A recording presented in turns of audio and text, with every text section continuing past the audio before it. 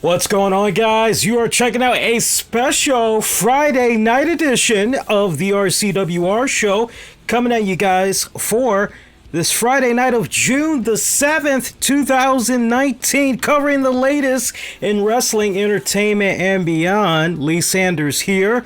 Thank you guys so much for checking out this episode.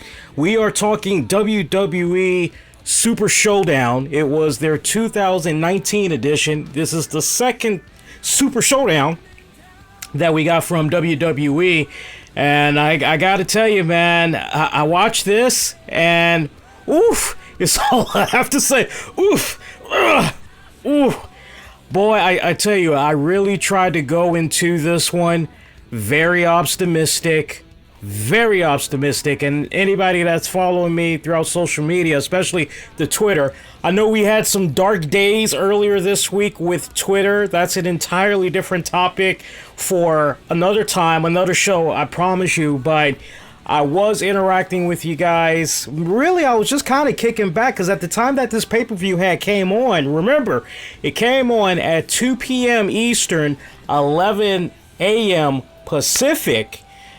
And so for me, I'm at work.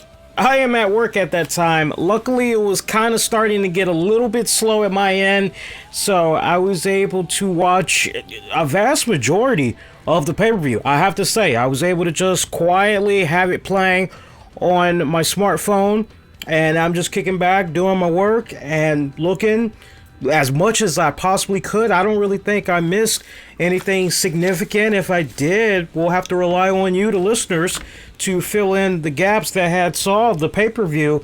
But, you know, leading up into that main event match, I would have to say, for the most part, look, if you ask me straight up, Lee, was this a pay-per-view I should have gone out of my way, skip work, right? Because y'all remember the buzz that came about from last year, right? You remember last year. And a lot of people, including myself, hey, gonna use a sick day, gonna use a little bit of vacation time, don't want to miss this, right? Checked it out. But then you go into this year, and so if you pose that question to me again, hey, should I have skipped work for this? Did I miss out on anything special? No, you did not. You did not miss out on anything special whatsoever. This was pretty much a glorified house show. When it's all said and done, it was a glorified house show. We'll talk more about it, but nothing significant happened in this pay-per-view, which I have to be brutally honest with you all. Going forward, WWE and this arrangement what they have with the Saudi prince and his family, it's going to need a little bit of fine-tuning because, look, that's great that the Saudi family, yes, I want Undertaker and I want Goldberg, bring them to me. I want the Hulk Hogan, I want the Kamala, I want the Psycho Sid, I want the Jake the Snake Roberts, I want the Bret Hart. That's great that he's doing all of these things, right? But why not, since it's on your dime, why not really shake things up, so to speak? And I think one of the ways that you could try and shake things up is saying to the WWE, hey, look, you think maybe we could have a couple of swerves for our event? And maybe once you guys get on back over to U.S. soil, maybe you can kind of resume your course, but at least over here, can we give our fans out here a swerve? I mean, after all, you guys are only coming out here twice a year, so how about it? You think you guys could give us a little bit of a bone? I don't really think there's anything wrong with the family saying that, but if it's just a case where, look, we just like this partnership that we have with the WWE. We like the fact that we've got this great business relationship with them. They're bringing their product to our fans and everything, right? Then, okay, if that's all they care about is wrestling just coming to their doorstep, and they don't care about the finishes, they don't care about who goes over and all that other shit, then you know what? That's on them. But I say that because, I mean, look, normally I like to go boom, boom, boom, boom, boom, right? And this ain't going to be no hour-long pay-per-view recap, all right? I want to make this as short as possible because we do got some NBA action coming on tonight and everything. I'm just gonna fly right through it. All right, fuck it. Let's just go right through it. The titles that were on the line for this pay-per-view. What's up, Gino, my man? How you been, brother? Appreciate the super chat, by the way. The titles that were on the line. No shakeups there.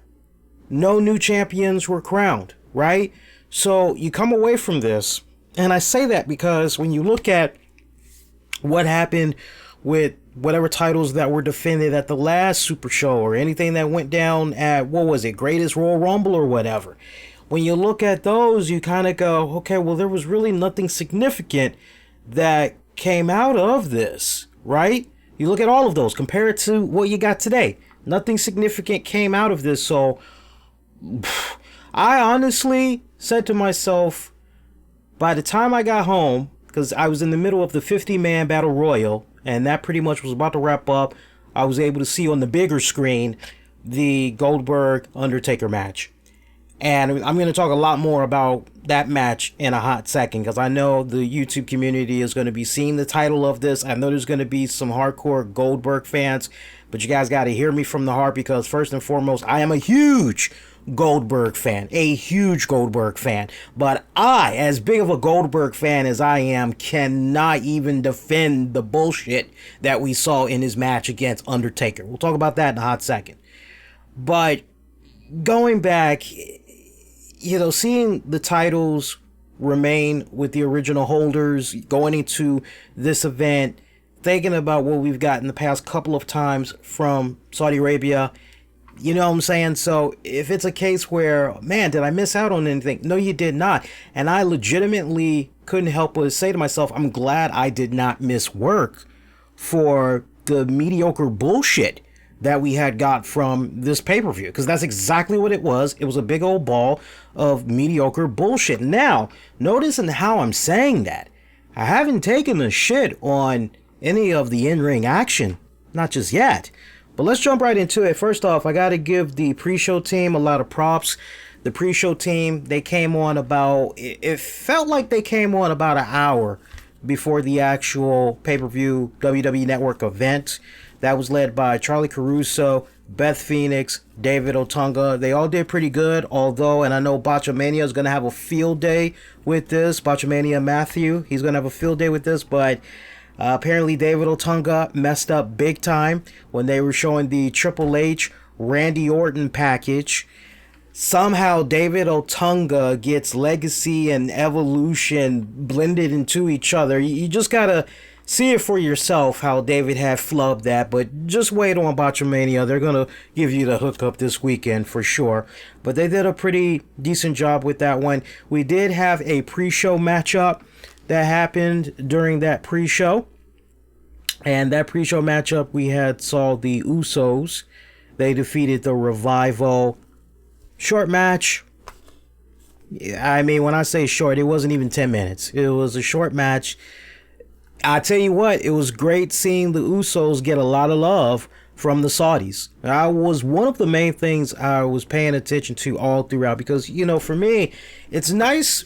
And I said this on social media, it's really nice to be able to kick back and see how fans in other countries are taking in the product that we're watching on a weekly basis, especially when you think about all of the great access that we have to the WWE. It's something that I think sometimes we take a little bit for granted, right? Because USA is pretty much their home base. And so all the live events, majority of the pay-per-views, everything is on US soil. And I think sometimes it's really nice to just kind of take a step back and just, well, wow, this is how these guys are seeing it over here. It's almost like you're putting on a new set of glasses and looking into it from the eyes of a fresh perspective, right? So it always puts a smile on my face. It has been, as this is now the third Saudi Arabia WWE collaboration that we've got, but both times, including this one, more so this one than the others, I had the biggest smile on my face, because it was nice seeing the Saudi fans being able to just forget about whatever problems is going on in their country everybody there, no matter what, no matter what's going on with the religion or gender equality or inequality, I should say, no matter what is going on with, we don't like the gays or whatever. It was just nice, at least for one day,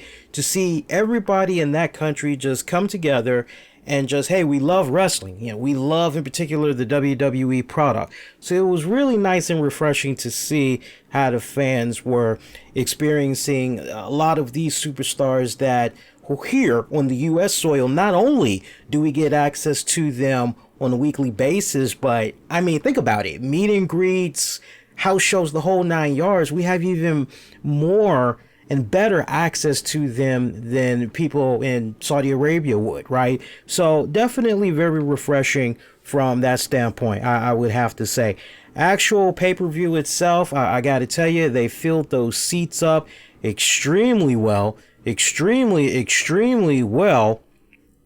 But don't worry about that, Gino. That's going to get edited as soon as the show is over. So I'm not going to trip over it right now. I just pretty much wanted to whip something up and put it together. For those of you that's going to be listening on the downloads going, what's Gino talking about? There was some type of a grammar error as I was hooking up the title of the episode for the YouTube stream, but that can be edited in post-production, so trust me, as I'm editing in post-production, I catch everything. So thank you for that shout out though, Gino. I appreciate that, man. Good lookout. But for me, going into the actual pay-per-view, jam-packed arena, looked sold out to no freaking end. Loved it. Ate that up big time. Production value, it did have that WrestleMania feel to it. I would definitely give it that. I mean, they went to no end on expenses. I mean, you want your fireworks, okay, you've got your fireworks. You want nice little custom unique entrances where people are coming out looking like badasses and all that. Yeah, you can have all that. I mean, they went all out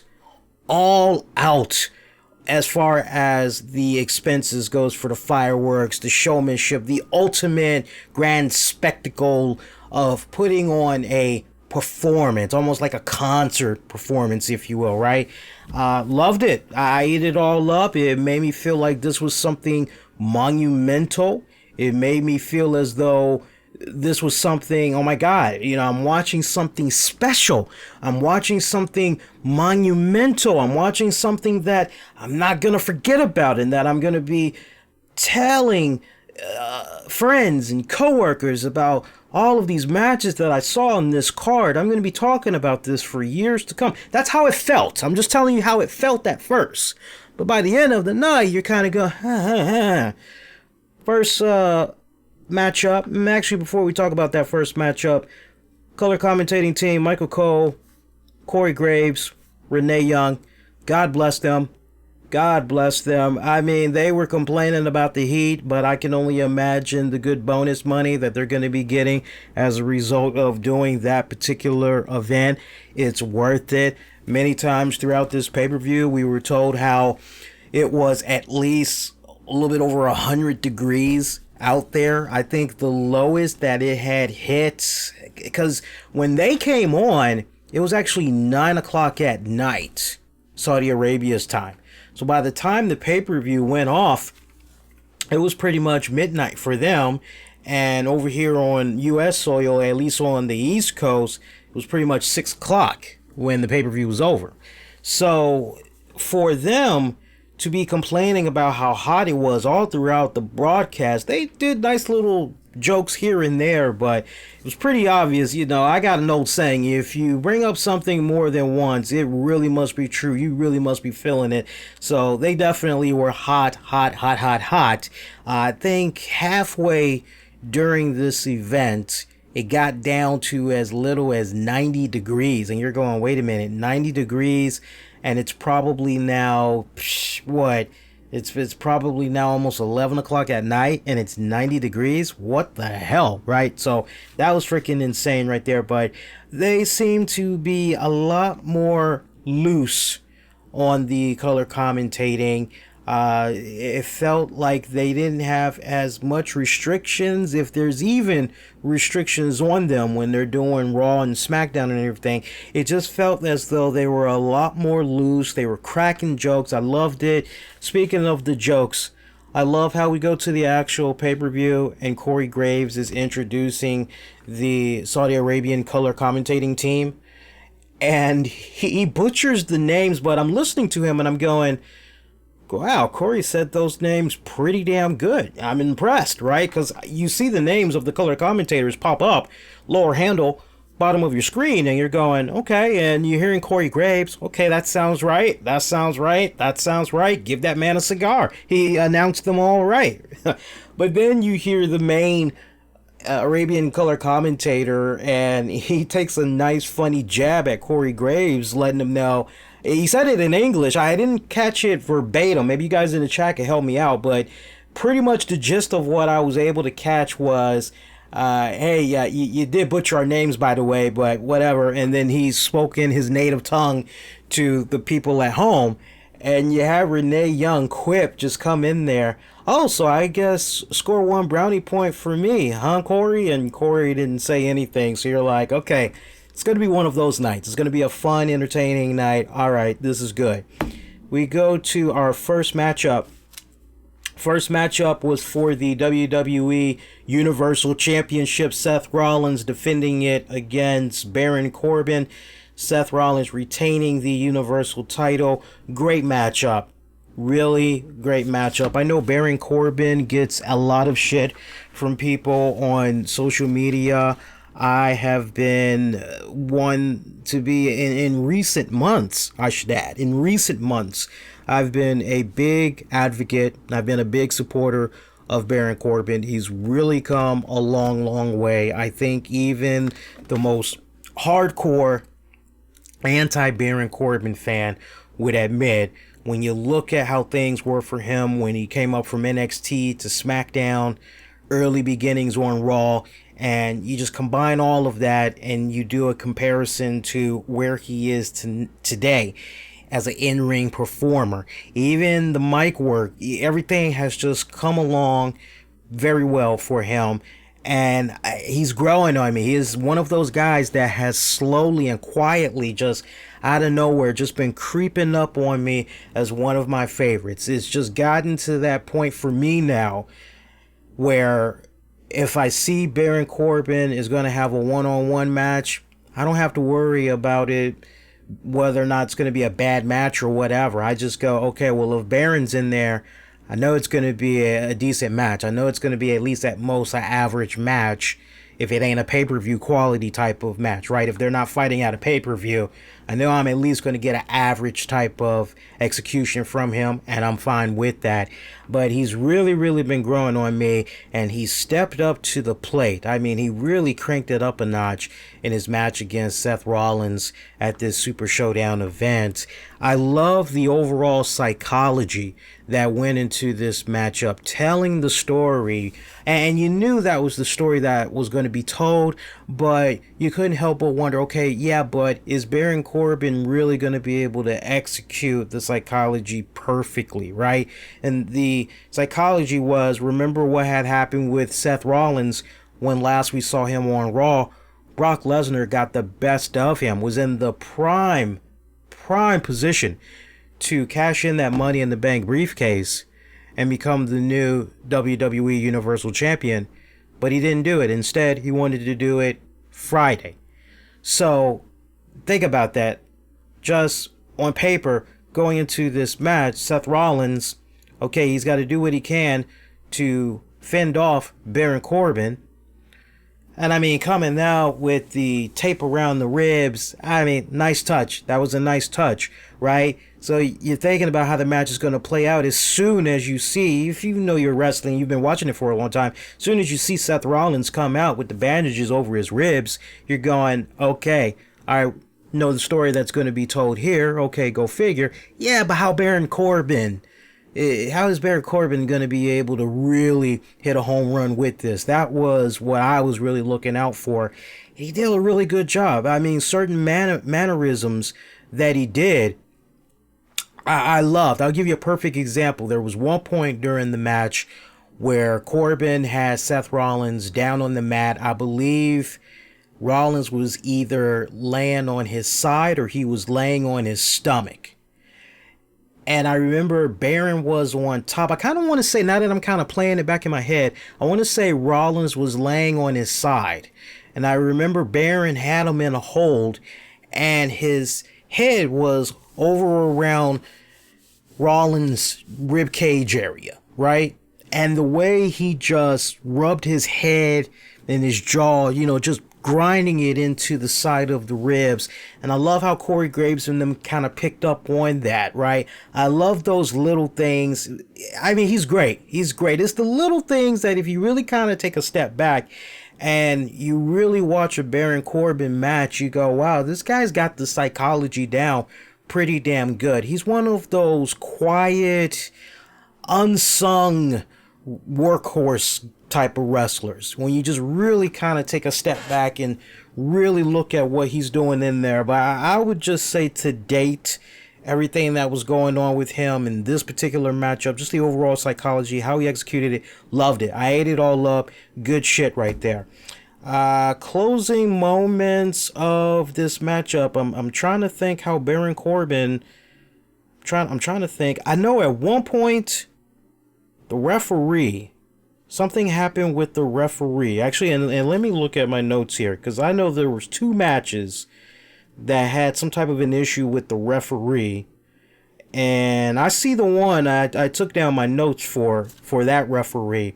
But the referee in this one, for the Baron Corbin taking on Seth Rollins, was bullied big time by Baron. Baron wanted that referee. Hey, I want it this way, not that way. What are you doing? Blah, blah, blah, blah, blah. Referee pretty much had about enough of his bullshit and pretty much manned up to him. You don't tell me what to do. I'm the referee. I tell you how it all is going down. So pretty much Baron Corbin spending all of his time yakety-yakketing to the referee when he felt many times he was very close to a near fall. Many times it should have been a 3 count and actually not a near fall. He should be the new Universal Champion. Well, one time was just too many. Seth Rollins was pretty much able to take advantage of one of those last times that Baron was distracted talking to that referee, and it cost him. So that's how Seth Rollins was able to retain that way. But post-match, Baron Corbin, bitter, pissed off, jealous, hit Seth Rollins with the end of days, cue up the music of Brock Lesnar. Brock is coming out with Paul Heyman. They head on over. Brock gets into the ring. Paul Heyman trips on the ropes a little bit as he's making his way in.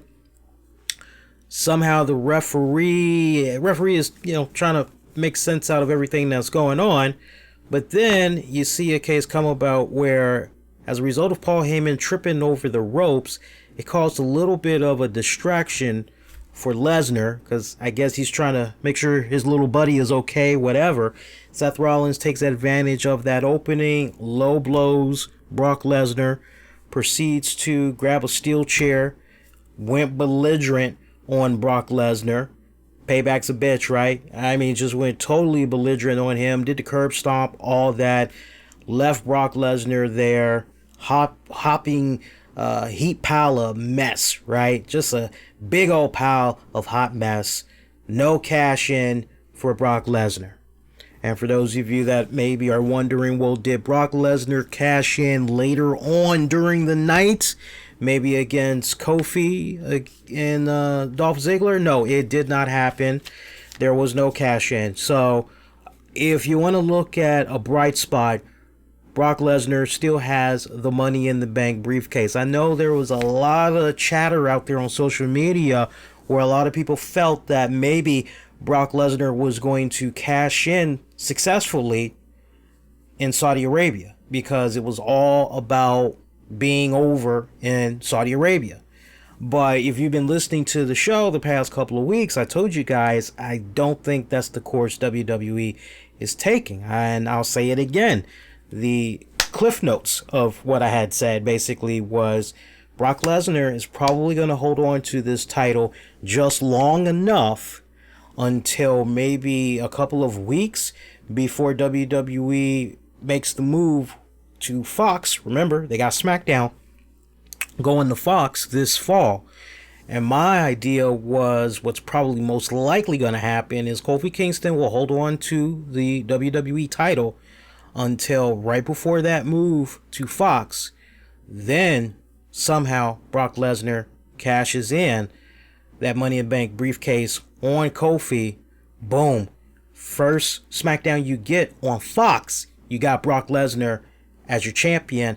I have a feeling that Fox really wants to try to capitalize on the good old... See, it's not just the 18 to 49 demographic, let alone the 18 to 49 male demographic that Fox is interested in. You also got to remember they're still kind of reeling from no longer having that partnership with UFC, right? So to be able to knock out as many birds with one stone, I have a feeling that's ultimately going to be the end game. And I wish a lot more of my colleagues would really kind of take a step back and look at the bigger picture, right? Now, marinate on what I just said. So basically, I just told you guys that at least for about 6 months, guaranteed Kofi Kingston is going to have that WWE title. Now, if you ask me straight up what could possibly derail Kofi Kingston's title reign and he loses it sooner, I think it just really depends on what's going on with the ratings and what's going on with the tickets for the house shows, for the SmackDown house shows. I think that is going to be the telling tale. As long as business is at least at a minimum, right? Maybe even slightly below minimum, I think they're just going to continue to stay the course and ride this out. But that's the only way I see Kofi Kingston losing that title a lot sooner when it's all said and done. Let's go to our next matchup. We had Shane McMahon take on Roman Reigns. You see Drew McIntyre is out there with Shane McMahon, and you're going, so what exactly is going on with this matchup? Did this match now just become a straight up 2-on-1 handicap match? Because Shane McMahon, his last name isn't McMahon, he can change matches, stipulations, and all that at will, right? So what exactly is going on here? But Drew McIntyre was basically chilling at ringside. This was actually a good match. I really wasn't sure what to expect from Shane O'Mac and taking on Roman Reigns. I really wasn't. As far as entrances go for this one, nothing special. I mean, whoopee-doo, Roman Reigns comes out and he's got fireworks like, damn, did this dude just win a WWE title or something? For me, no bullshit, I looked at that and I said, wow, something's not right. Roman Reigns getting that much fireworks. Is he losing or something? Because this doesn't quite make sense. You should be doing this after the match is over. I wonder, was my whole deal. Like, maybe Shane is going to go over, and Shane actually did go over. Very shocking. Very shocking. This role that Shane McMahon has been on, I really wish a veteran podcaster, a colleague, could really explain this to me more, because I just don't understand this. I really don't. Hell, maybe a listener can help me out, help me figure this out, because you would have thought that at WrestleMania, Miz was going to get the ultimate revenge. He would honor his father right off in the sunset, and that's pretty much it. But Shane McMahon just, you look at the way these matches are being booked, he just continues to go over, and you can't help but go, well, what exactly is the end game here? What exactly is the end game? Because unless it's going to be a case where Roman Reigns and The Miz team up with, I don't know, Seth Rollins maybe, and they take on Shane McMahon, Drew McIntyre, and insert the other person's name here, right? Unless it's going to be some type of a scenario like that, what exactly is the end game? Now, Vince McMahon has said in quarter meetings and all that, reason why we keep seeing Shane in these matches is because Shane moves the needle. Shane brings eyes to the product. So that's why we keep seeing him in these matches. But I tell you, to see Shane McMahon in a lot of these matches we've seen him in these past couple of months barely escape with the W. Same case was here with this matchup here. So closing moments of this one, referee was Charles Robinson. And if you know your referees like a Charles Robinson, you know whenever a move is going on during a match, Charles Robinson act like he feels that shit. Charles Robinson could be way across the other side of the ring watching two people fight, and somebody just smacks the hell out of the other opponent, and Charles Robinson, he acts like it was him that got slapped, right? So final moments in this one, you see at one point Roman Reigns connects with a slap, or I don't know, strike, whatever the hell you want to call it, but he connects with a strike to Shane McMahon. You see Charles Robinson go down, so you go, well, damn, did Roman inadvertently hit Charles Robinson? What happened? You kind of need to rely on slow-mo for this. But as a result of what happened, we see that Charles Robinson is down. Drew McIntyre comes in, takes advantage of this opening, hits Roman Reigns with the Claymore kick. And that pretty much had helped Shane McMahon pick up the W. He pretty much picked up the scraps after that. Roman Reigns out. Charles Robinson just conveniently comes on around, counts to 1, 2, 3. Pretty much that's it. Now, when we all had saw the replay of what had happened, so Roman strikes Shane McMahon, and Shane McMahon's hand went flying, just randomly, just wham, and that's how Charles Robinson gets hit, and he's down as a result for a little bit. So kind of weird how they had panned all that out. Now WWE is going to be having a pay-per-view coming up on US soil in about 2 weeks. We'll tell you a little bit about that, because some of the things that happen at this pay-per-view tonight, we're going to be seeing some follow-ups at the Stomping Grounds pay-per-view. But let's go to our next matchup. Hey, actually, you know what? Before we get ready to go to our next matchup, because we only got a couple of more to talk about here, and then we're pretty much done.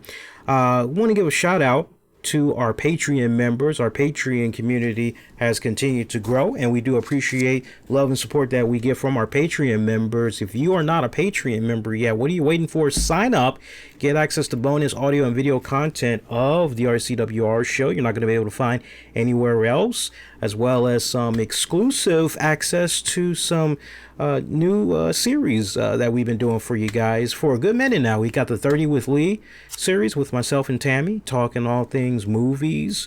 We also got the Wrestling with the Topics. I'm finally looking forward to sitting down with the missus this weekend and record that new episode of Wrestling with the Topics. That's something that we've kind of had on ice for just a hot second, but man, we've been really pumping out some really great, awesome content that a lot of our Patreon family, whenever they get to check it out, be it paid or maybe we put some samples out there, they appreciate it, they love it. So join the community. Starting at $5 a month, you get access to a boatload of great content. Patreon.com/RCWR Show. Want to give a shout out to our Patreon members. Shout out to, and make sure I'm pulling the names up here. Shout out to my good buddy Anthony Missionary Thomas from Wrestling Soup. Shout out to Sean Kenter. Shout out to Justin Rabach. Shout out to Michael Wolf. Shout out to Joe Raymond Jr. And I am missing one other name, sadly. And let me actually see if I can pull that up in the episode description here. I want to make sure we show him some love as well. John Davis. I apologize. John, don't kick my ass, buddy. Shout out to John Davis. Appreciate you guys. Love you guys tremendously. You know, with their kind contributions, content like what you're checking out right now, Also in conjunction with whenever we get an opportunity to hook up with some really cool sponsors, while you guys are able to continue to get access to content like this. And if you're enjoying the pay-per-view recap so far for WWE Super Showdown 2019, please do me a huge favor. Make sure you go out of your way, leave a thumbs up. If you have not subscribed, do subscribe so you never miss out on all the great content that comes your way on a weekly basis. We've got the WWE Super Showdown poll that is up right now. It's been up for a hot second now, but I do want to plug that politely. We have it up on our Facebook page. We also have it up on Twitter, and we have it on YouTube as well. Use the keywords, the RCWR Show. Now, for you guys that's checking it out via YouTube, make sure you go on over to the Communities tab, and you'll be able to see the poll that way. And I just want to poke my head via YouTube, and I want to see where we are right now with the polling results. And yeah, it's continuing to grow, but for those of you that's maybe not aware, head on over there and cast your vote if you did not vote yet. Like I say, we got it up on YouTube, Facebook, and we also got it on Twitter as well. So I can tell you right now, with regards to Facebook, I got Facebook loading up here, and I'll go over the results one more time before we get ready to leave for the day here. All right, let me pull this up here. Bear with me a second here, guys. It's loading up. Okay, so right now, early polling results are coming in. Right now, we have 90%. This is via Facebook. We have 90% giving WWE Super Showdown a thumbs down. I repeat, a thumbs down. Looking at the early results that's coming in from YouTube right now, we've got about 11% of you that are giving the pay-per-view a staying in the middle. 33% of you are giving it a thumbs down, and 56% of you are giving it a thumbs down. Once again, 11% are staying in the middle, 33% are giving the pay-per-view a thumbs up, and 56% are giving the pay-per-view a thumbs down. Let's head on over to Twitter and let's see what you guys had to say about the polling results there. I love our Twitter audience here, man. By the way, it's great to be back on Twitter. Like I said, it's a different topic for another time, but something weird happened with my Twitter account, and I was without my Twitter pretty much all week long. It was so damn heartbreaking. All right, let's see here. Right now, we have about 33% that are staying in the middle, and 67% giving the pay-per-view a thumbs down. So we'll piggy on back right before we go off the air and see where we stand, but is all I have to say so far. All right, let's go to our next matchup. By the way, crowd reaction. I gotta tell you, Usos, great reaction. Seth Rollins, great reaction. Baron Corbin actually got some decent reactions. I gotta give him that. He got some decent reactions. As far as like, I'm just playing it back in my head, who got like the best reaction of the night? For me, Triple H, Undertaker, Seth Rollins. Those are the three that really, and you know what, to a degree, maybe, no, I'm not going to include him. My list is right. Just playing it back in my mind here. Yeah, because at one point I did have headphones in, so I was able to hear the crowd. Yeah, I would have to say Triple H had got the biggest reaction, right under The Undertaker. And then your third would have to go to Seth Rollins. Fourth would be the Usos. I would definitely say it in that order. Next matchup, we're now on match number 4. Lars Sullivan taking on the Lucha House Party.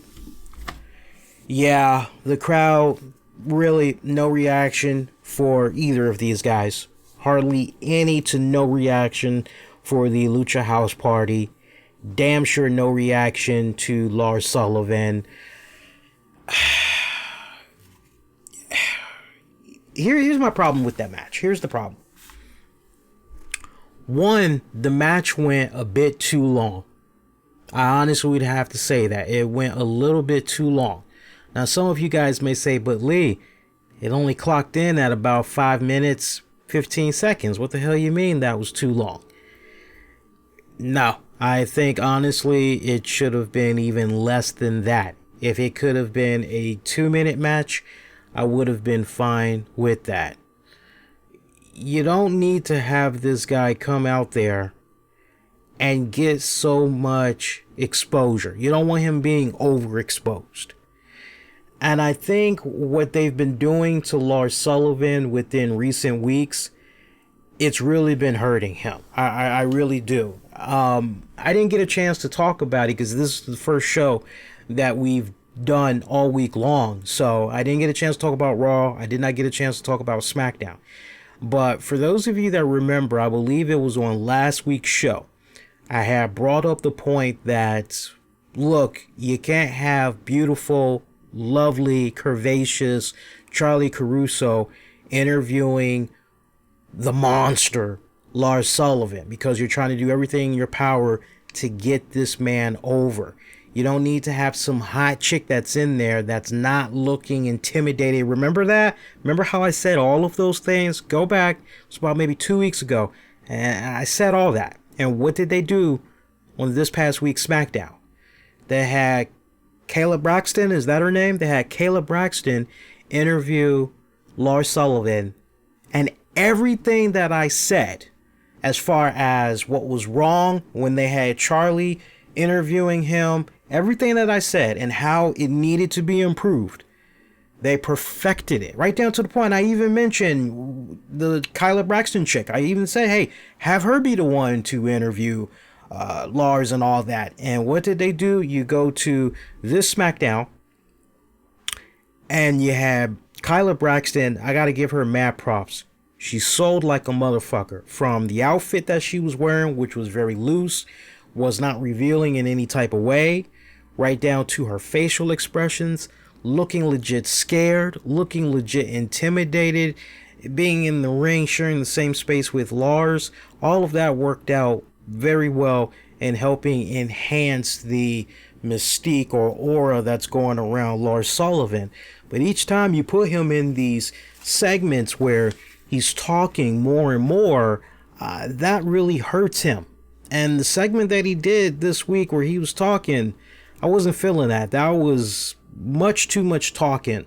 Much too much talking. I appreciate WWE kind of shaking it up and going a little bit out of the box and not trying to give us the typical big man goes through created wrestler 1 and then created wrestler 2, created a wrestler 3, right? I appreciate them shaking it up, but sometimes in some cases it's kind of good to stick to, well, let's borrow a little bit of this old school formula that we've used over here and let's keep that intact. So for me, when I look at this match with the Lucha House Party, it was a bit too long. They should have made it 2 minutes tops. I would have preferred it if they would have had Lars go in there and just one-on-one. He is no match. He is no match for these guys. And then Lucha House Party just goes, well, you know what? We've done many matches in the past where we've ganged up on somebody, right? We handicapped somebody. Let's go ahead. Let's do it. Let's gang up on them.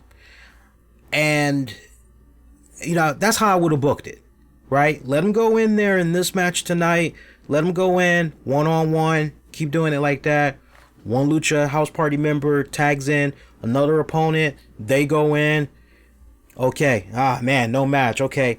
And just let it keep happening just like that until finally Lucha House Party just gets frustrated.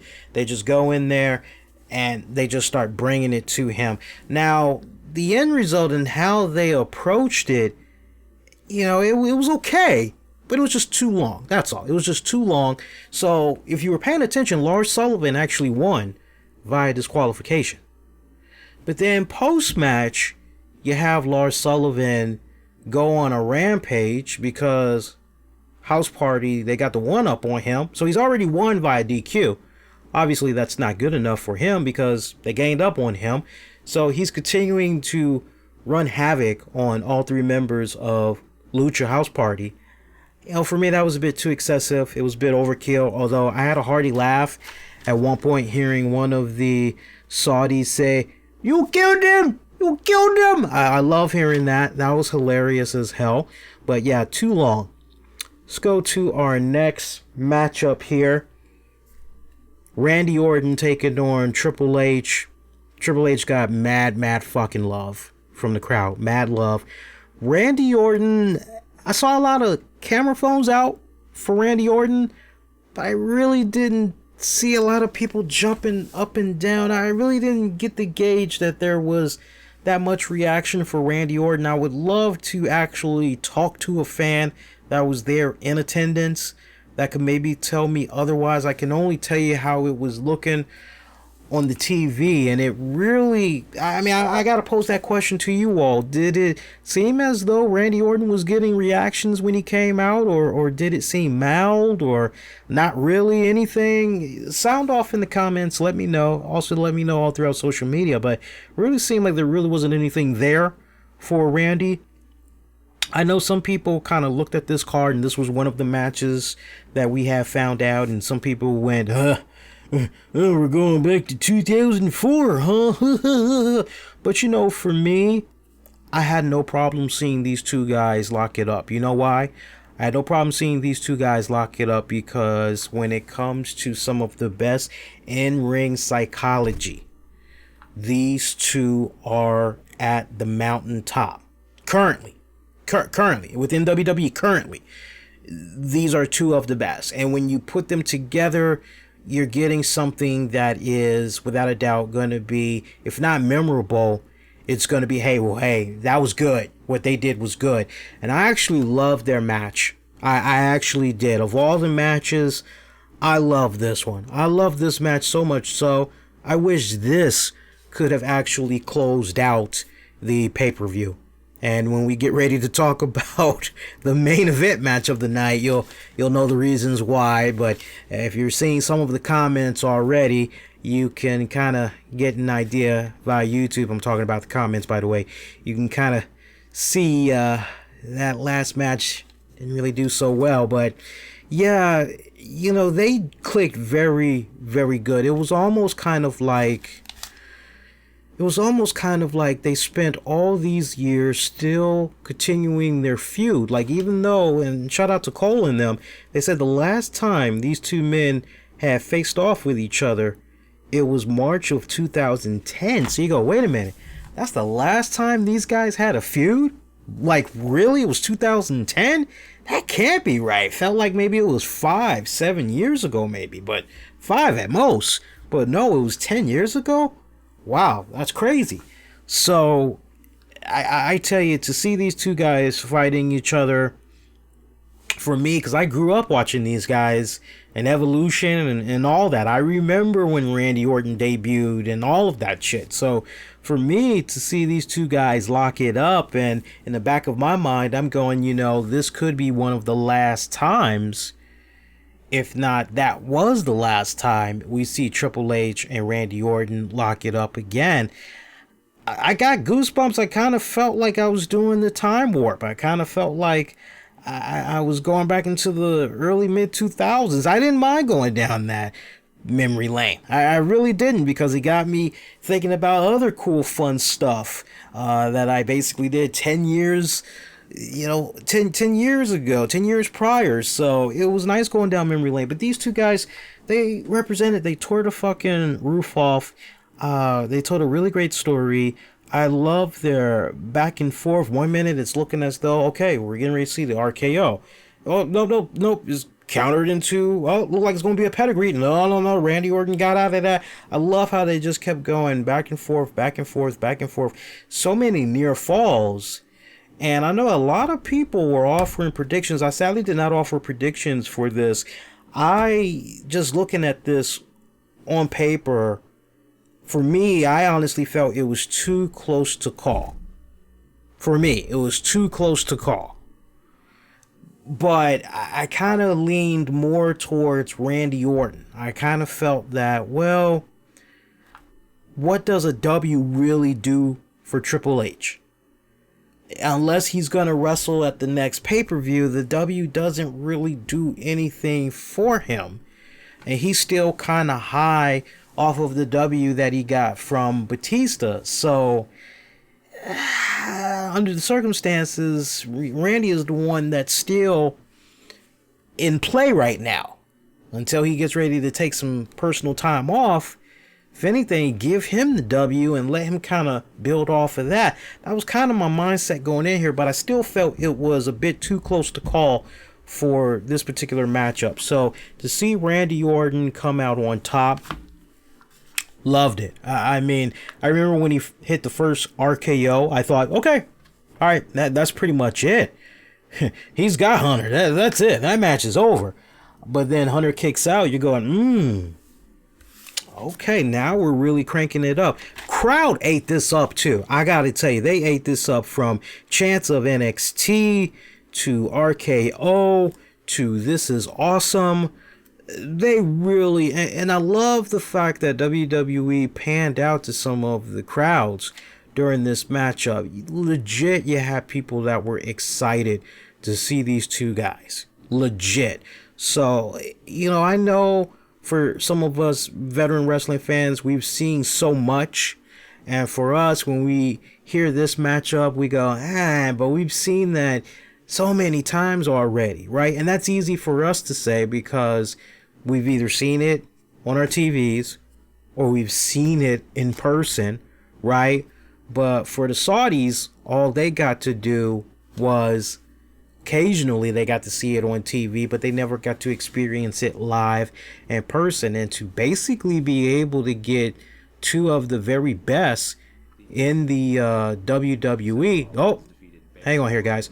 To be able to see two of the very best that WWE has to offer, and they still look extremely recognizable from 10 years ago or 15 years ago. They've held up very well, and they can still hang with the best of them. Why not? Why not? If that's what the Saudi prince and his family had wanted to see, hey, these two guys can still go out there and get it on. Ain't nothing wrong with that. Ain't nothing wrong with that whatsoever. Let's talk about the final moments of this matchup. So we saw both of these guys, they were trading shots in front of the announcers. I got to tell you, that spot that happened where Triple H's back hit the TV monitor. Man, I was really feeling for Triple H. That spot did not look good whatsoever. Did not look good whatsoever. I thought at one point maybe a referee was going to have to come in.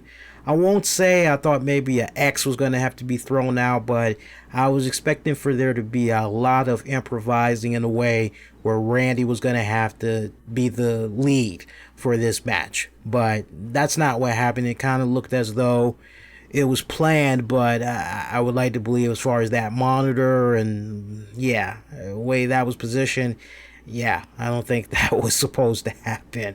But they had traded some shots in front of the announcers, closing moments of the matchup. Triple H had slammed Orton back first onto the announcers table, so getting a little bit of payback from earlier. Slammed him a second time into the table, followed it up with a third time. Then Triple H grabbed Orton and slammed him on top of the announcers table for a fourth time. He was just kirking out at this point. They brought it back into the ring. Triple H charged at Orton, but Orton caught him with the RKO out of nowhere. Goes for the cover, picks up the 1, 2, 3. That pretty much was it. That was it.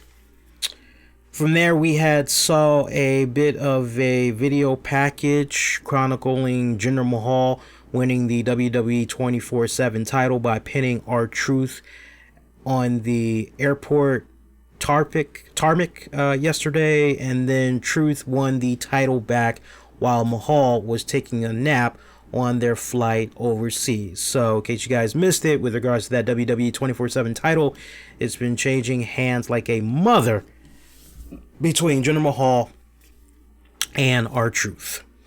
Let's go to our next matchup. Braun Strowman defeating Bobby Lashley. You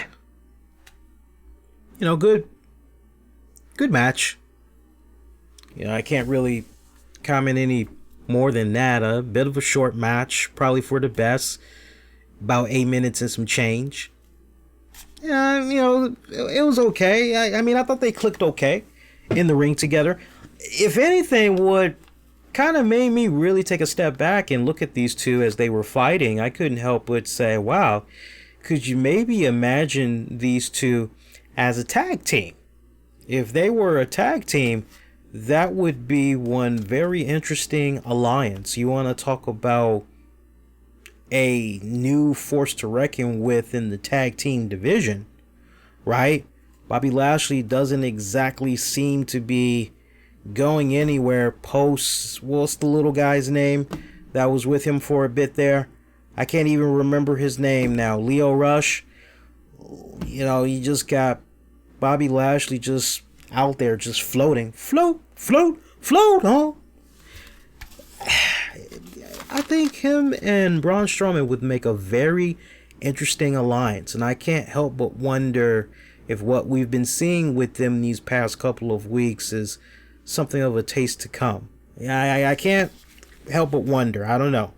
I wouldn't put it past WWE. Sometimes they think in that direction. Braun Strowman picking up the win. I mean, I ain't really got nothing to say. I mean, it was an okay match. Nothing spectacular. Nothing... just what you would expect out of seeing two big behemoth men just pretty much going at it. You know, it's kind of one of those, well, what do you get if you have Lex Luger take on Scott Steiner? Yeah, it's not going to be a 5-star match. It's going to kind of be like watching two big bulls fight in a freaking circle, right? Sumo wrestling, basically, trying to push the person out, right? Whoever gets the other person out first, right? So for me, it didn't really do anything. Nothing spectacular for me. We did have the 50-man battle royal. The winner of that one was Mansoor.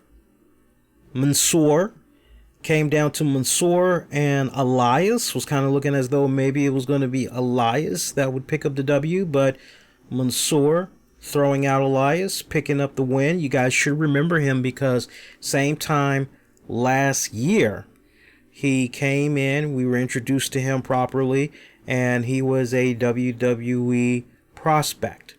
So he's been going through the development system.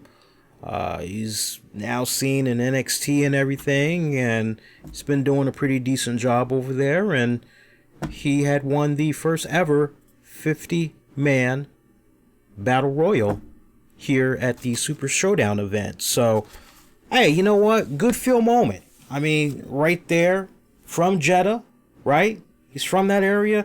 So that's great. It was a really good feel moment. He had time to cut a promo in English, and he also had time to cut a promo in his native language for the Saudis. So it was a good feel moment. I don't have any issue with that whatsoever. No issue with that whatsoever. Right? That's a good high honor. Now the question becomes, all right, well, now that they've done what they've done by making him the winner, you're going to build off of that? I mean, he is down in NXT and everything. That little bit of momentum that you just gave him tonight could really help him in the weeks to come on future episodes of NXT. Don't let the W go in vain. Especially, he's got a decent look. I got to say, when I first saw him, I said, oh, wow. Hey, it's freaking Mustafa Ali. And I kept hearing them say, Mansoor. And I'm like, who the fuck is Mansoor? It's like, I don't see no, what are they talking about? I thought maybe it was some type of a new dish or some type of a new signature move or something. And then when they did a close-up on said wrestler, I'm going, oh, Mustafa Ali. And then they said Mansoor. And I go, oh, well, yeah, that isn't Mustafa Ali, is it? Okay, cool. So, cool-ass dude, man. Really cool-ass dude. I missed the match. I got to go back a little bit here. Can't believe I almost forgot about that. And I got it on my notes here. Demon Balor defeating Andrade. Other than Undertaker, Balor, I'll put Triple H in third place. Balor had a kick-ass entrance, although at first I was a little bit puzzled because you see these men wearing black body suits and they kind of reminded me of the Blue Man Group. Y'all know who I'm talking about? It's like three guys, blue faces, and they play instruments. I'm looking at these guys wearing these black faces. They've got black spandex outfits on, and they're doing all of these Wayne's World hypnotizing type of shit. And I'm going, okay, tell me this isn't Balor's entrance, because this looks kind of comedic. And finally they dimmed the lights even more, and then they queued up the music of Finn Balor, and okay, now it doesn't look so comedic anymore. Now it's looking kind of badass. So Balor, really good entrance. Balor defeating Andrade. Gotta tell you, I was a little bit surprised that they had the Demon Balor go over, considering the fact that Balor Club is for everybody. Finn Balor has kind of been a little bit outspoken, right? He's definitely outspoken about some of the things that's happening in the political world and everything. So for some people in Saudi Arabia, they might look at a guy like Finn Balor and think he's a little bit too extreme, right? So I was quite taken back by the fact that Demon Balor had went over Andrade. I like also how Michael Cole tried to explain why Demon Balor surfaced, because I tell you, it felt so fucking random. I've been on this show many times over the years. I'm not going to get into it on this show, but I've said many times over the years the way that they're going about the Demon Balor character wrong on so many levels. But this is the path that they're going with, so we just kind of got to deal with it. But I do love the fact that Michael Cole had said Finn Balor that is, looks at Demon Balor as him channeling his inner warrior, his inner beast. When he puts on the paint, he's tapping into a dark place, basically, right? So you're like, okay, so this is his battle cry. This is his war cry. Okay, all right. I see that. That's fine.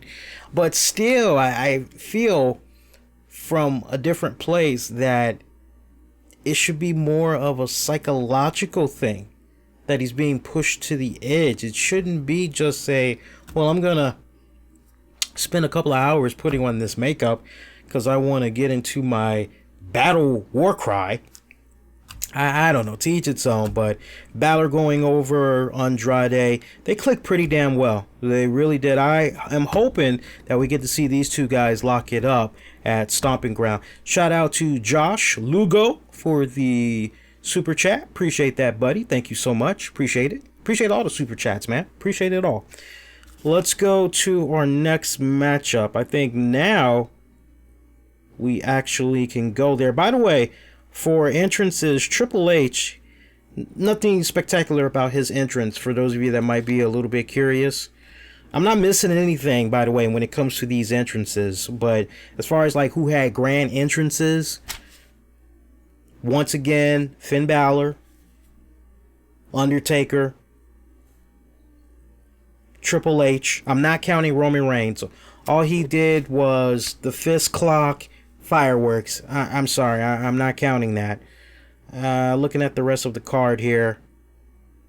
Yeah. Seth Rollins kind of had something cool when he was walking down the ramp. It was like some type of TV static that was on the ramp. I thought it was kind of cool how that played out, but other than that, that really wasn't anything too spectacular. So yeah, I gotta say for grand entrances on this card, I gotta give it up to Finn Balor.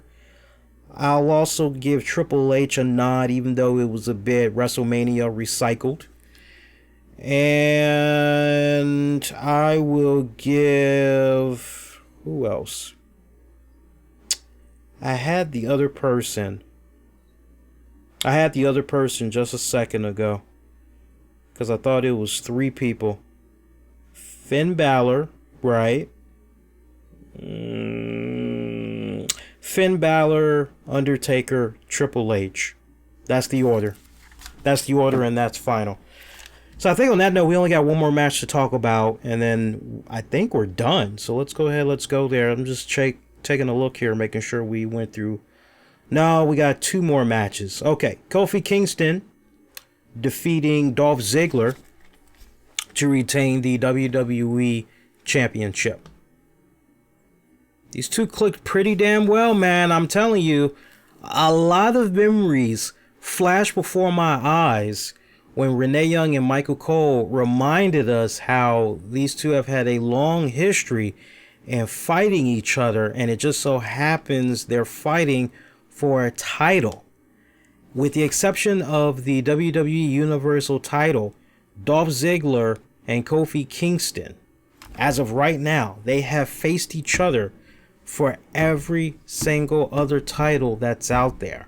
So if a occasion were to ever come where the Universal title is on the line and one of them is the champion, that's pretty much gonna complete the whole circle of life in the WWE. But I thought that was pretty badass how they brought up that nice little nugget of info. I was really, wow, well, tell me something else I don't know. These two clicked pretty damn well. I gotta tell you, not really feeling the Dolph Ziggler promos. I'm really not. Although I like the fact that he's coming at Kofi with, I respect everything you've done. I do. But that should be me. I kind of like this approach that he's taking, but it falls so flat. And I think it falls so flat because you see Dolph Ziggler, and I'm reminded of the conversation that I had with, who was it? I'm reminded of the conversation that I had with Damian Abraham from The Wrestlers. And if you guys had checked it out, you remember there was that one part during our conversation where he talked about how he took his kids to go see a WWE event one of the last times SmackDown had came to Toronto. And he basically had talked about how his kids were disengaged, blah, blah, blah, blah, blah, blah, blah. My point is, I'm remembering an interview that Dolph Ziggler had gave where it's gotten to a point now where when he comes out, these are his own words, kids now say, oh, it's Dolph Ziggler, he's going to lose to, right? So as interesting of a twist it's been to see him with this demeanor, right? Hey, that's great. You're able to do the impossible at WrestleMania. You want to be a fighting champion. I respect that. Blah, blah, blah, blah, blah. But that should be me. Yeah, I like that approach, but we've seen Dolph Ziggler so many times. So many times. And one minute we're there, and the next minute and now we're just at that point where we go, it's Dolph Ziggler. So he's doing the deed, huh? Okay, alright, well, it should be a good match. Fine. Let's talk a little bit about this matchup, because this match actually had ended in a little bit of controversy when it's all said and done. So, at one point, we had saw Dolph Ziggler attack Xavier Woods. Can't remember the exact circumstances of it, but you know what, when you kind of look at it from the Dolph Ziggler perspective, it's a bit expected because, okay, Xavier Woods is out here cheerleading Kofi on. This really should be a one-on-one matchup, and you know what, it kind of comes with the territory. If Xavier Woods is going to be out there, then he should expect that he's probably going to get a little bit of rumble as well, right? He's probably going to get a little bit of action as well, whether he wants it or not. Best thing maybe Xavier should do is go chill out in the back or whatever. Closing moments of this matchup. Let's pretty much go there. Alright, so Ziggler had suckered Kofi Kingston into coming into him, hits him with a zigzag. Ziggler launches Kofi into the ring post. Meanwhile, you got Xavier Woods. He's checking in on Kofi. Ziggler comes in with another rake to the eyes while the referee isn't able to catch all of this. Ziggler then takes Kofi to the top for a superplex. Kofi ends up sending Ziggler to the mat, following up with a crossbody for a 2 count. Kofi had blocked the Famouser. Ziggler does that so damn well. Other than Badass Billy Gunn, he's got to be the only other guy that really does a pretty ass Famouser. So they pretty much went back and forth, pin attempts, counters, all of that. Finally, Kofi catches Ziggler with the SOS. Not enough. Ziggler ends up catching Kofi with a knee to the face. Kofi tosses Ziggler out of the ring. Kofi goes to the top, leaps back, taking Ziggler down to the floor. At this point, Ziggler ends up sending Kofi into the barrier in the steel steps. Ziggler levels Woods on the outside with a super kick. All right, like I said before, if Xavier's going to be there, he's got to expect for it to get a little bit physical, kind of like what went down with my man Kyle Lowry at that freaking Golden State Warriors game the other night. I can't believe that a Golden State Warriors executive did that to Kyle Lowry, by the way. Just uncalled for. It is. He's 2 seats over. There's no reason for him to get physical like that. Anyway, so closing moments, Kofi unloads on Ziggler with the strikes. Kofi brings it back into the ring. A little bit more back and forth action. Woods gets his payback from the apron as Ziggler approaches. Kofi takes advantage, connects with the Trouble in Paradise, picks up the win. Backstage segment, you've got Byron Saxton. He's waiting patiently, eagerly to speak to Dolph Ziggler. Dolph Ziggler says straight up, now keep in mind, Kofi does not see or hear any of this because Kofi is celebrating with Xavier Woods with the fans of his title retain, right? But Dolph Ziggler says to Byron Saxton in a backstage segment, I see how Kofi Kingston is playing the game now. I see. You know, I complimented him. I told him how he was a great fighting champion and commended him for wanting to do things the right way. But I see how he's playing the game now. And he's playing the game by having his friends fight his fights for him. Paraphrasing here. So pretty much Dolph Ziggler draws the line in the sand. Basically says, hey, the only reason why Kofi Kingston is still the WWE champion is because he had help. As far as I'm concerned, I outperformed him. I out-wrestled him. I outmaneuvered him. I should be the WWE champion right now, not him. But that's all going to be corrected. Stomping Grounds. I want another shot for that WWE title. No friends at ringside.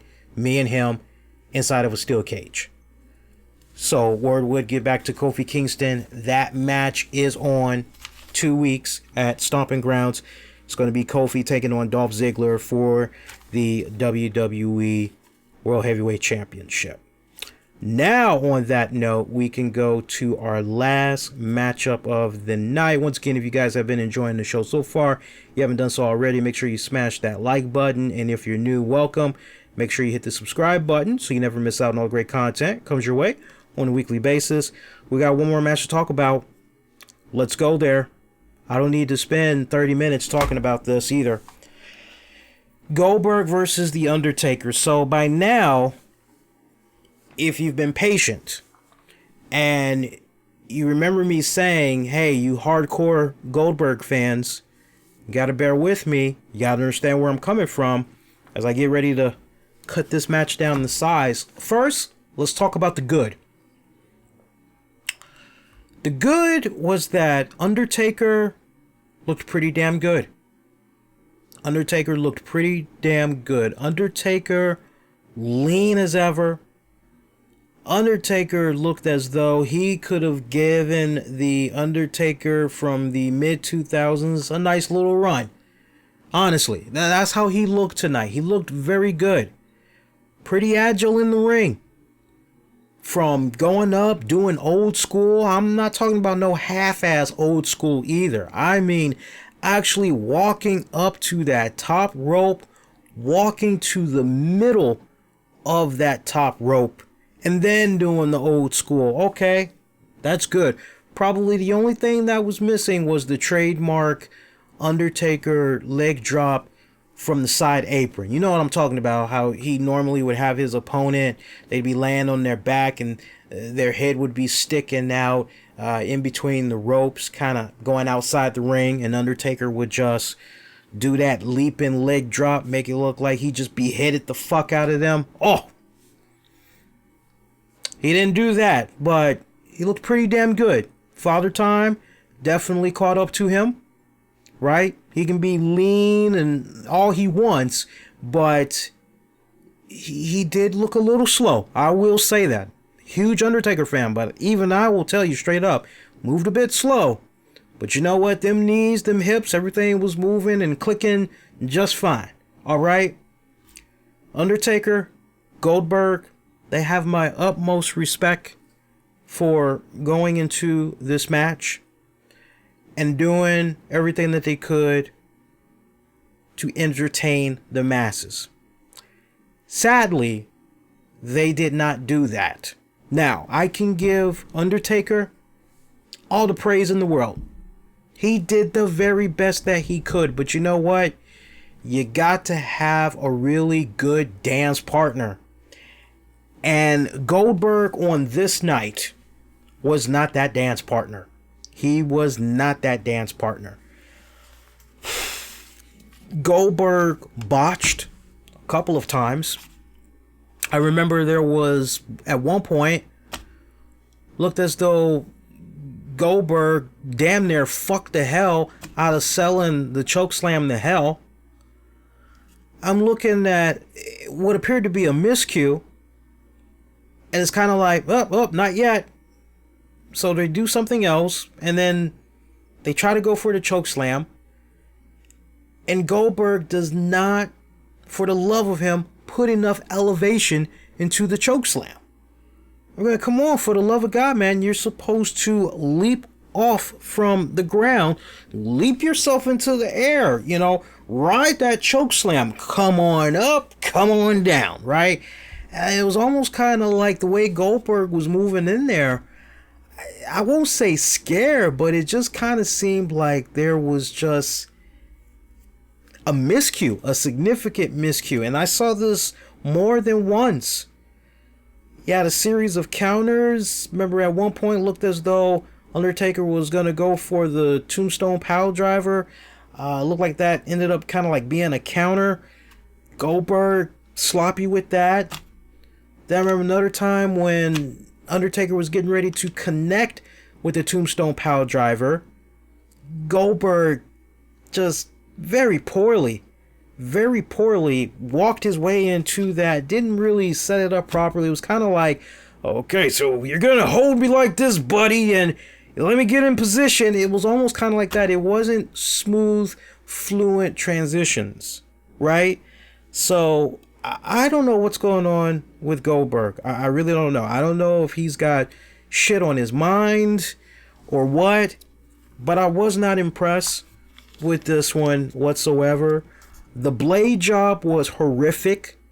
I could have told you a blade job was coming. And you know, I'll tell you how I knew a blade job was coming. Because the very first time that we had saw Goldberg, he's coming out of the locker room, his own little private locker room like always, and I see this big ass red dot on his forehead. I'm looking at that, I'm going, the fuck did this dude just do? Did he get himself psyched up again? And I go, you know, wouldn't it be something if that's the spot where all the blood is going to be coming from?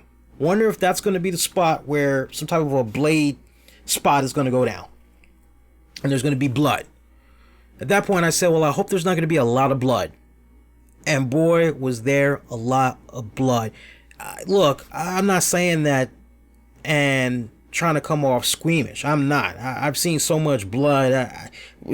I love gore as much as the next person. But for me, a poor blade job is a poor blade job. And that was just the shittiest blade job that Goldberg did to himself, okay? If it wasn't a blade job, call it a goddamn coincidence.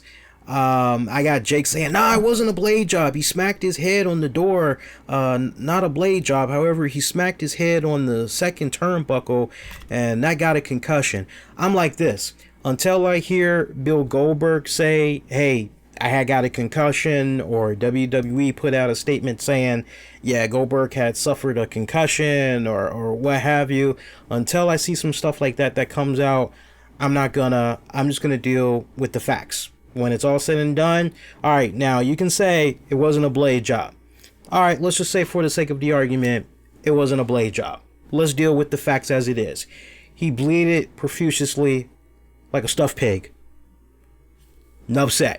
We can all agree on that. That was way too much blood for the type of match that these guys were doing, and for the spot to just basically come out of nowhere, that was kind of ridiculous. All right, so we can all agree on that at least. But for me,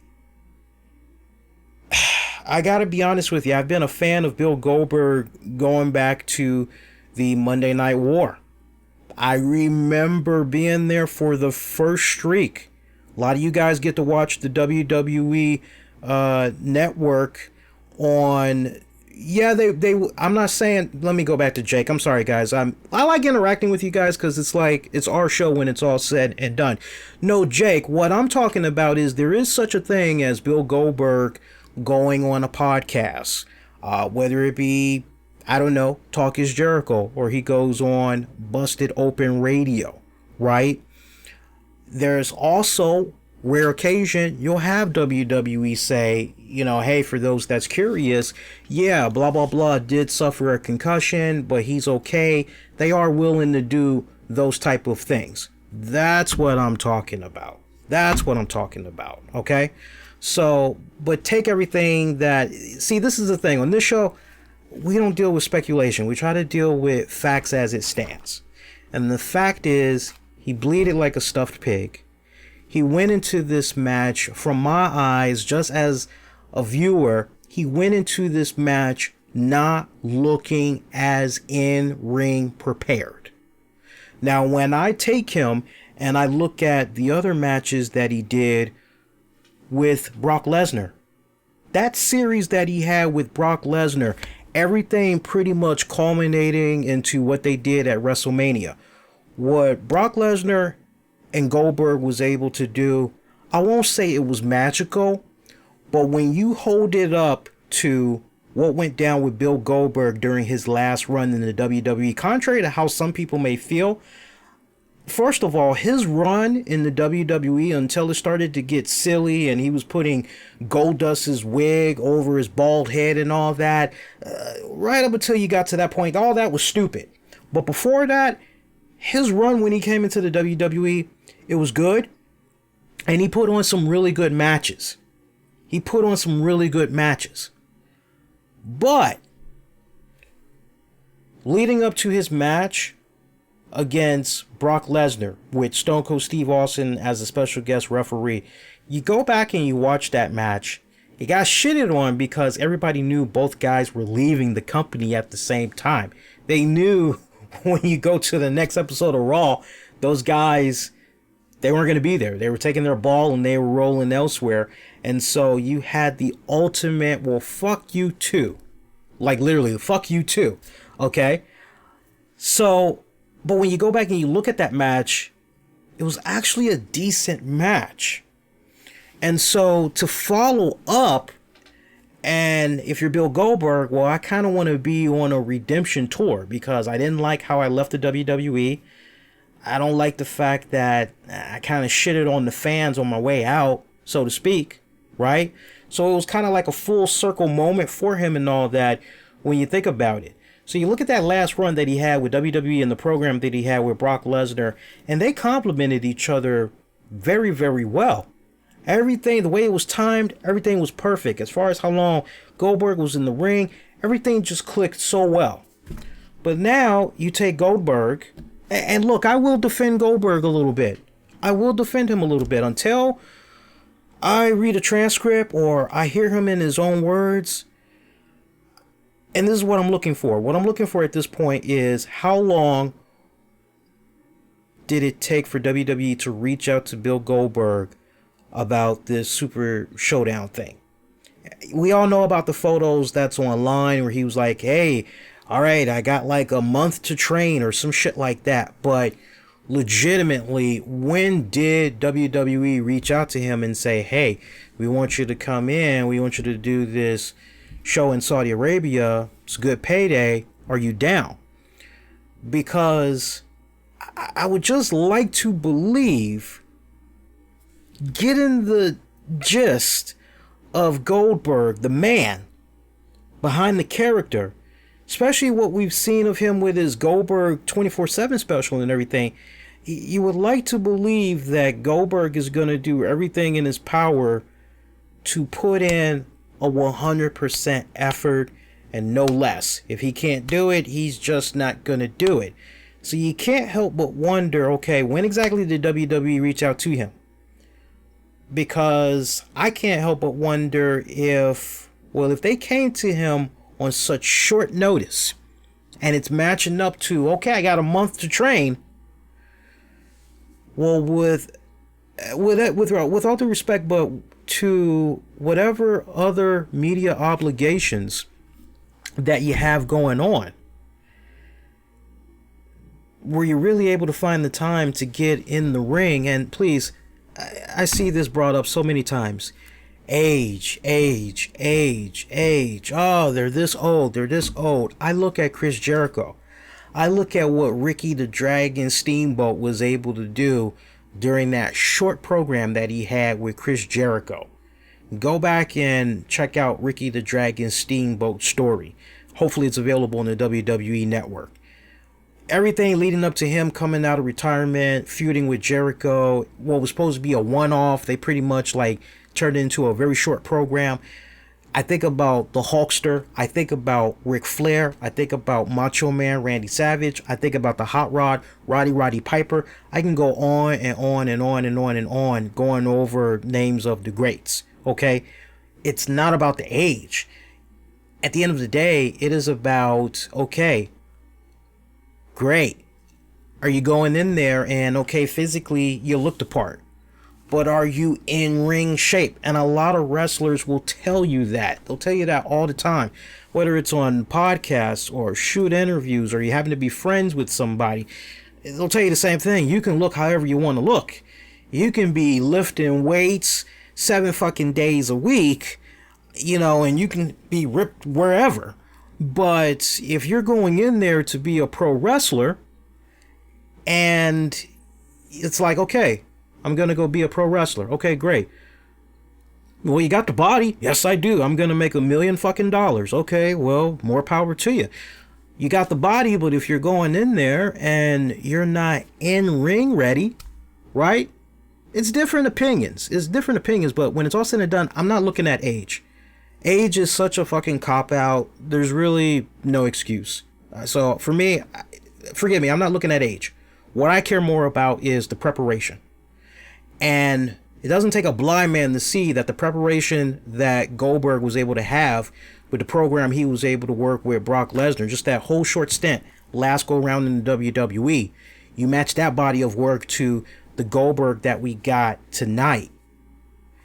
It doesn't look right.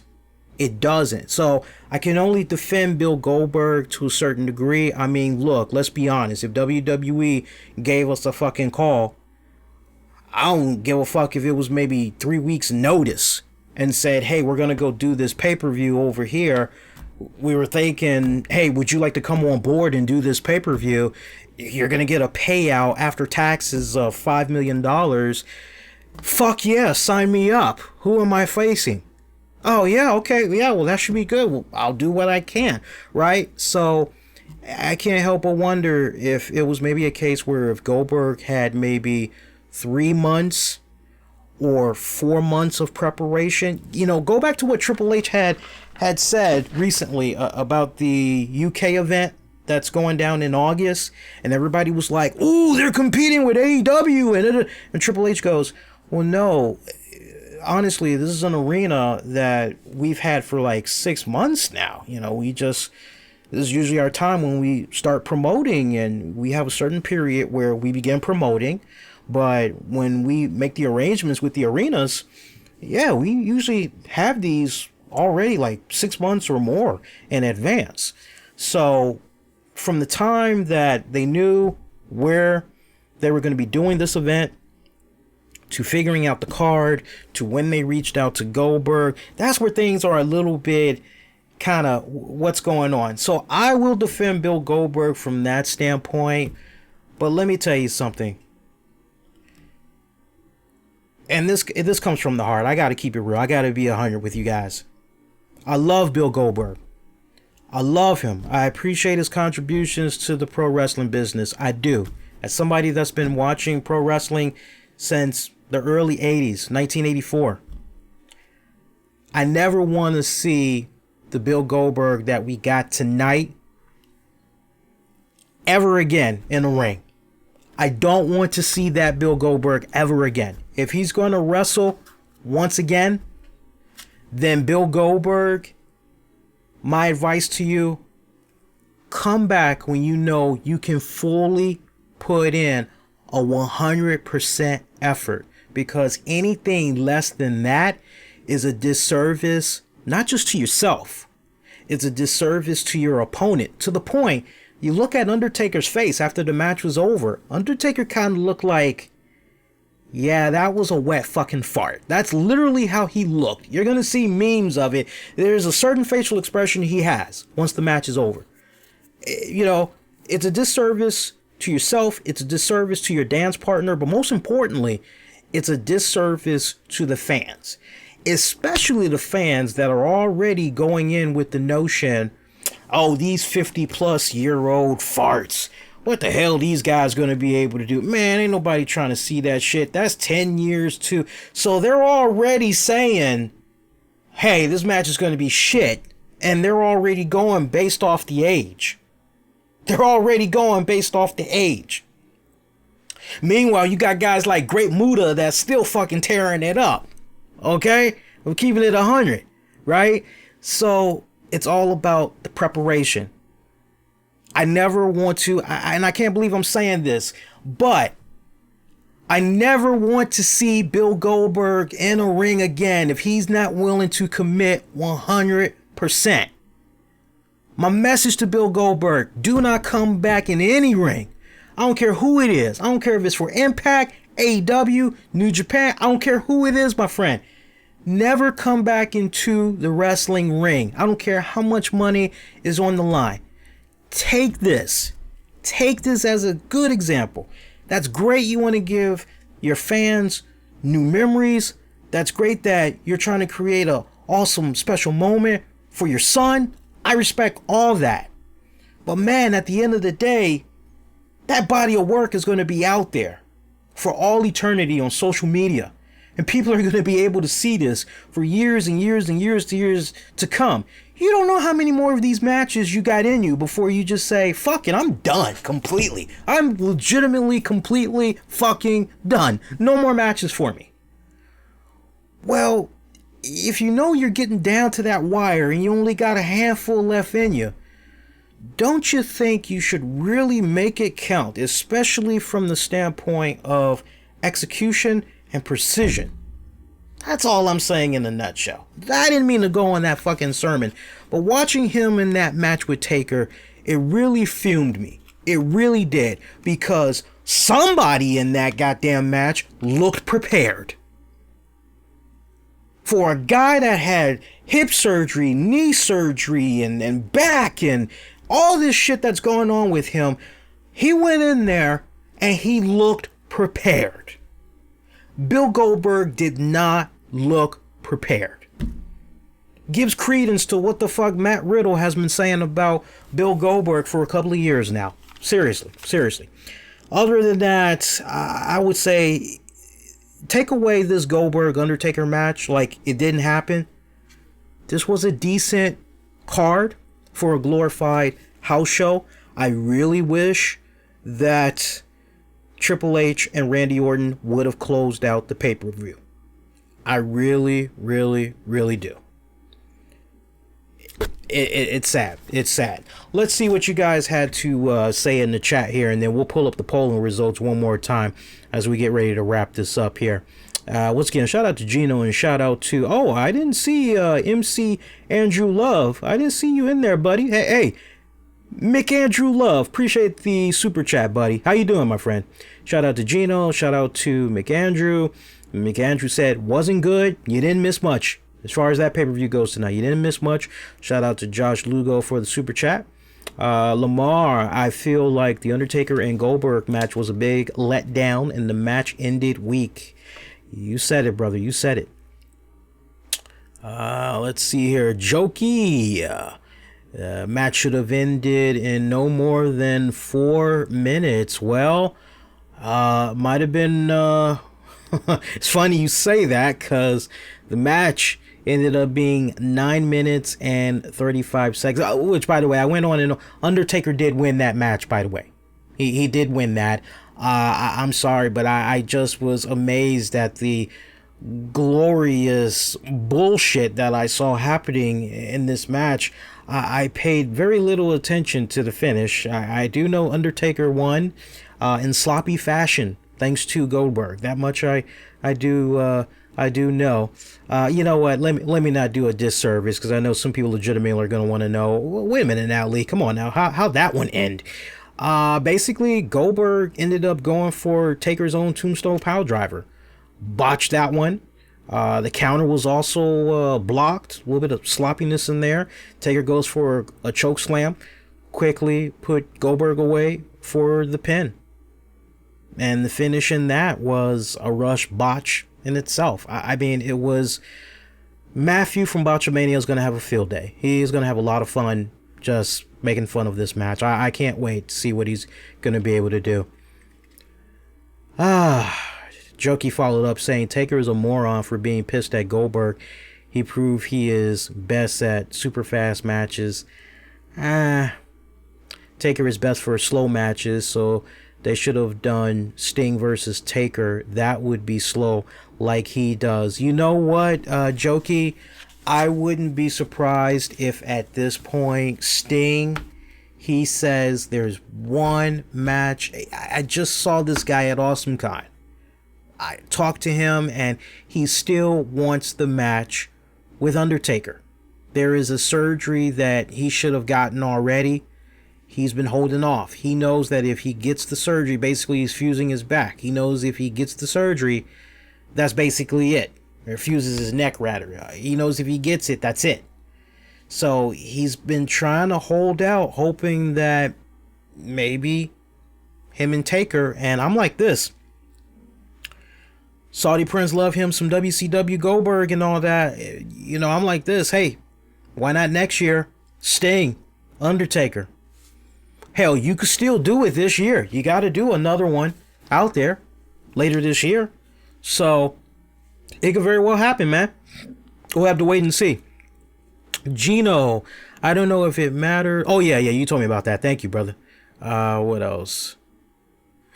Taker was gassed more than Goldberg. I don't know about that. Honestly, thought the best match of the night was Randy versus Triple H. Goldberg versus Undertaker was just botch after botch. Lazy wrestling from both wrestlers. Jock heard Goldberg drop Taker on his head. You didn't watch the pay-per-view. I kind of want to say I saw that, but I don't want to fully commit to that because I was actually getting ready to do the show when I had that match playing in the background here. Josh, next year's show, they're going to have to do a first ever women's match over there. When they're promoting the upcoming women matches, the crowd pop. They want to see women wrestle. You could tell. Oh, yeah. They'll get there.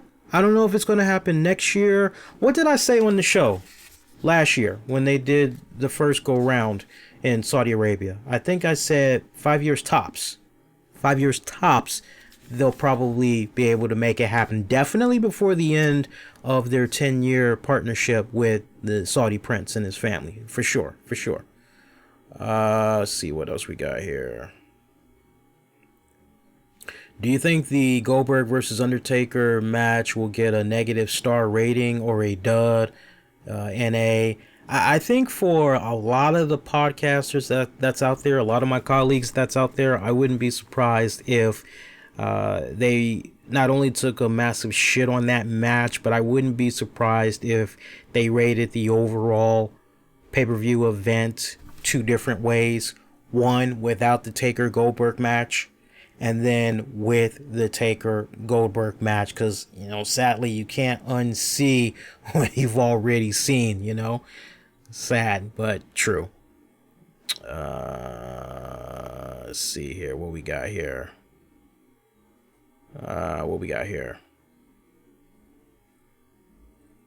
Double A, I agree. It's all about being mentally prepped. I agree. Noble Prince, he said, boy, I am glad I canceled my WWE subscription. But piracy is still on the rise, you know? Let's see what you guys are saying in the polling one more time before we get ready to shut it down here. Let's see here. Where are we here? Let's see here. What we got? What do we got? All right. Looking on Facebook here. See what we got for the polling results. All right, so we're still the same, not that much progress. So we are at 85% thumbs down. Remaining of that goes to your thumbs up. Okay, so we see where we are on that one. And let's see where we are on Twitter here. Let's refresh Twitter here. Twitter. Let's see where we are here. All right, there we go. All right, we got Twitter here. See where we at here. All right, so we have 37% that are staying in the middle and 63% are giving it a thumbs down. Once again, 37% staying in the middle, 63% giving the pay-per-view a thumbs down. Let's see what's going on via Twitter, or actually not Twitter, but YouTube. See what we got going on YouTube here.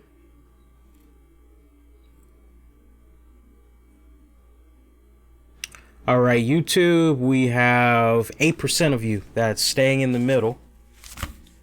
25% of you are giving the pay-per-view a thumbs down, and 67% of you are giving the pay-per-view a thumbs down.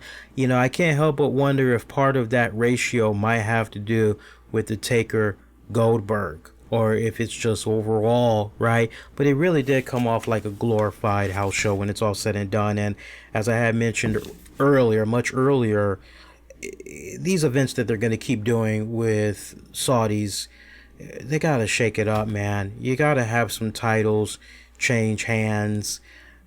Give people a reason to, hey, if you didn't skip work or you didn't skip school, man, did you miss out? You missed out on all this great fun action.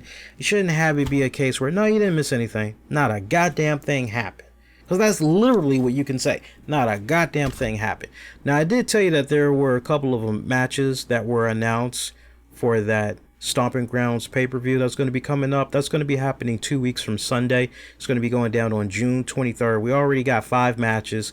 So we've got a steel cage match for the WWE Championship. Kofi Kingston defends it against Dolph Ziggler. Seth Rollins defends the Universal Championship against Baron Corbin after Baron Corbin whined and cried that he demanded he should get another rematch because he didn't like what was going on with the referee in his match at tonight's Super Showdown. Becky Lynch defends the Raw Women's title against Lacey Evans. Roman Reigns faces Drew McIntyre one-on-one. Bayley defends the SmackDown Women's title against Alexa Bliss. And Stomping Grounds is going to be coming to us from Tacoma, Washington at the Tacoma Dome, once again on Sunday, June the 23rd. All right, so on that note, I'm going to go ahead and I am going to say this show is now in the books. Be kind, rewind, check out previous episodes of the RCWR show you may have missed. This is, as far as I'm concerned, your episode of the RCWR show. I know we normally have been doing a Wednesday edition show for you guys, as we got NBA Finals in effect right now. We are going to be going back to our Tuesday night time slot once the NBA Finals has wrapped up. But until it wraps up, Wednesdays, 9:30 p.m. Eastern. Catch it here. Also live via the RCWR Show app, available for free in the Google Play Store. Also live via the Spreaker app. Can't check it out live. You can definitely check it out on demand and on the downloads. Use the keywords the RCWR Show. Shout out to everybody that had checked out this post after show. Hope you guys had enjoyed yourself. And Patreon members, there's going to be content coming you all's way this weekend, so do look out for that. We're definitely going to give you the hookup. And if you're not a Patreon member yet, what are you waiting for? Sign up. Patreon.com/RCWR Show. Shout out to those of you that check this out live, and shout out to those of you that's going to be checking this out on demand and on the downloads. We'll do this for you all once again in a couple of days. Until then, wishing all you all to be safe and most importantly, be kind to one another. See you next go around. Everybody do take care. Adios.